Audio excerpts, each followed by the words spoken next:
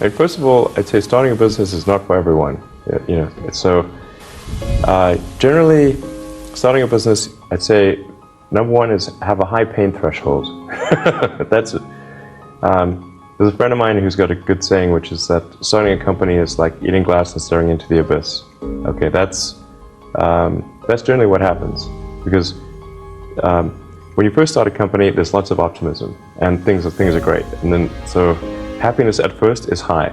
Then you encounter all sorts of issues, and happiness will steadily decline, and then you'll go through a whole world of hurt. And then eventually, if you succeed, and in most cases you will not succeed, and Tesla almost didn't succeed, came very close to failure.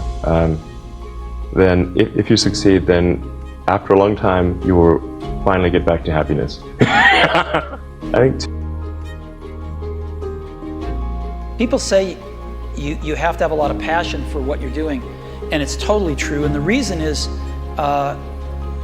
because it's so hard that if you don't, any rational person would give up. It's really hard, and you have to do it over a sustained period of time. So if you don't love it, if you're not having fun doing it and you don't really love it, you're going to give up. And that's what happens to most people, actually. If you really look at the ones that ended up being successful, unquote, in the eyes of society, and the ones that didn't, oftentimes it's the ones that are successful loved what they did so they could persevere when it got really tough. And the ones that didn't love it quit because they're sane, right? Who would want to put up with this stuff if you don't love it? So it's a lot of hard work, and it's a lot of worrying constantly. And if you don't love it, you're going to fail. So you got to love it, you got to have passion.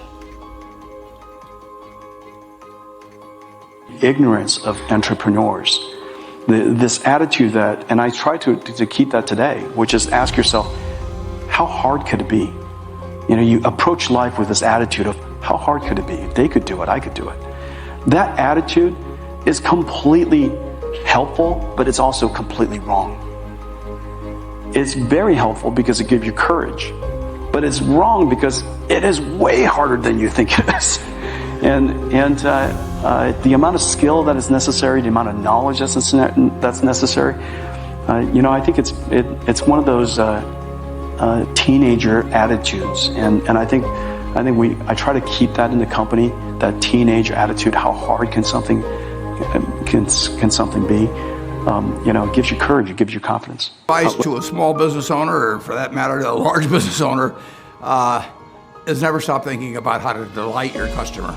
Not to satisfy your customer, but to delight your customer. And when you wake up in the morning, start thinking about it. During the day, think about it. At night, think about it, and then dream about it. And no company's ever failed that had millions of delighted customers. And you start with them and you get them one at a time.